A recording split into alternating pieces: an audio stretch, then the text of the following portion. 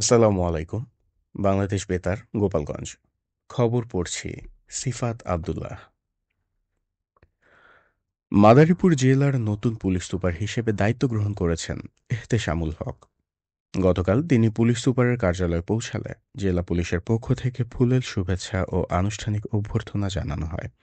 অভ্যর্থনা জানান অতিরিক্ত police super crime and operations Jahangir Alam.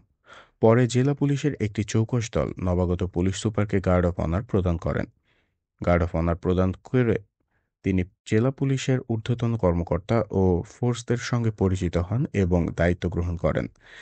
এদিকে বিকেলে পুলিশ সুপার স্থানীয় সাংবাদিকদের সাথে মতবিনিময় সভা করেছেন। এ সময় তিনি সাংবাদিকদের উদ্দেশ্য করে বলেন, জেলার সার্বিক আইনশৃঙ্খলা উন্নয়নে সাংবাদিকদের মতামত গুরুত্বপূর্ণ। তিনি বলেন, পুলিশ জনগণের বন্ধু হিসেবে দায়িত্ব পালনে সর্বোচ্চ আন্তরিকতা দেখাবে। প্রয়োজন হলে সরাসরি ফোন বা বার্তার মাধ্যমে সবাই তার সঙ্গে যোগাযোগ করতে পারবেন। অতিরিক্ত পুলিশ সুপার জাহাঙ্গীর আলম সহ জেলার বিভিন্ন পর্যায়ের কর্মকর্তারা ও গণমাধ্যম কর্মীরা এই সময় উপস্থিত ছিলেন। দেশীয় জাত আধুনিক প্রযুক্তি প্রাণী সম্পদে হবে উন্নতি, এই প্রতিপাদ্যকে সামনে রেখে জাতীয় প্রাণী সম্পদ সপ্তাহ ও প্রাণী সম্পদ প্রদর্শনী ২০২৫ উপলক্ষে স্কুল ফিডিং কর্মসূচি গতকাল নড়াইল কালেক্টরেট স্কুলে অনুষ্ঠিত হয়েছে। এই উপলক্ষে কুইজ প্রতিযোগিতা, চিত্রাঙ্কন এবং আলোচনা সভা অনুষ্ঠিত হয়। অনুষ্ঠান শেষে সকল শিক্ষার্থীদের মাঝে পুষ্টিকর দুধ বিতরণ এবং চিত্রাঙ্কন প্রতিযোগিতায় বিজয়ী ৬ জন শিক্ষার্থীকে পুরস্কৃত করা হয়। অনুষ্ঠানে প্রধান অতিথি হিসেবে উপস্থিত ছিলেন অতিরিক্ত জেলা প্রশাসক শিক্ষা ও আইসিটি শারমিনা সাত্তার। সদর উপজেলা নির্বাহী অফিসার সঞ্চিতা বিশ্বাসের সভাপতিত্বে জেলা প্রাণী সম্পদ অফিসার ডাক্তার মোহাম্মদ রাশেদুল ইসলাম ও সদর উপজেলা প্রাণী সম্পদ অফিসার দেবাশিস কুণ্ডু সহ বিদ্যালয়ের শিক্ষক শিক্ষার্থীরা এ সময় উপস্থিত ছিলেন। নড়াইলে ৫ দিনব্যাপী শিল্প উদ্যোক্তা উন্নয়ন প্রশিক্ষণ কোর্সের উদ্বোধন করা হয়েছে। গতকাল বাংলাদেশ ক্ষুদ্র ও কুটির শিল্প কর্পোরেশন নড়াইল জেলা কার্যালয়ে এই প্রশিক্ষণ কোর্সের উদ্বোধন করা হয়।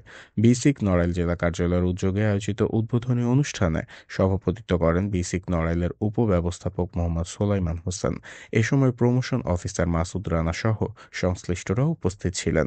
উল্লেখ্য, ৫ দিনব্যাপী এই প্রশিক্ষণে ২৫ জন প্রশিক্ষণার্থীকে শিল্প উদ্যোক্তা উন্নয়নের করণীয় বিষয়ে হাতে কলমে প্রশিক্ষণ প্রদান করা হবে।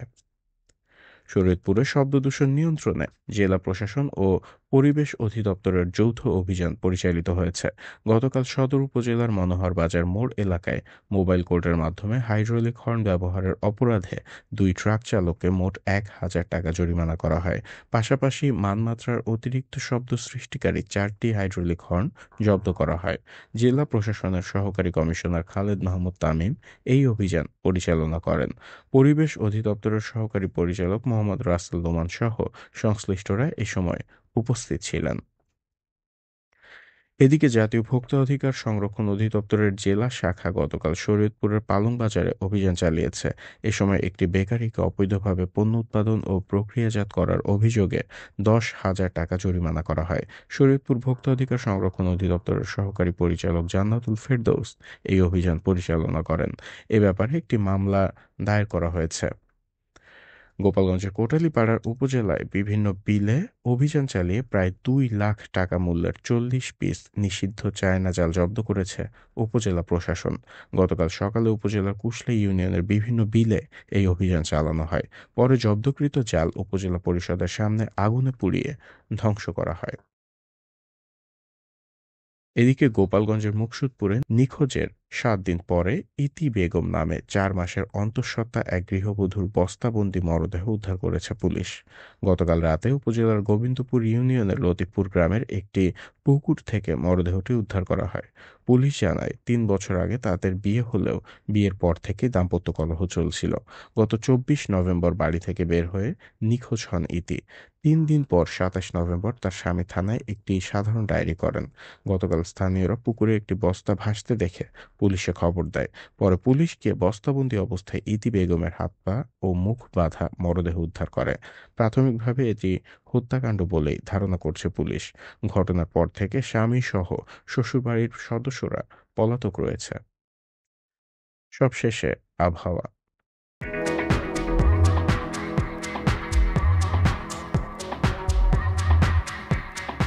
আজ বেলা ১টা পর্যন্ত আবহাওয়ার পূর্বাভাসে বলা হয়েছে, দেশের অভ্যন্তরীণ নদীবন্দরসমূহের জন্য কোনো সতর্কবার্তা নেই এবং কোনো সংকেতও দেখাতে হবে না। খবর শেষ হলো। আমাদের পরবর্তী খবর প্রচারিত হবে আগামীকাল সকাল ৮টা বেজে ৩০ মিনিটে বাংলায়।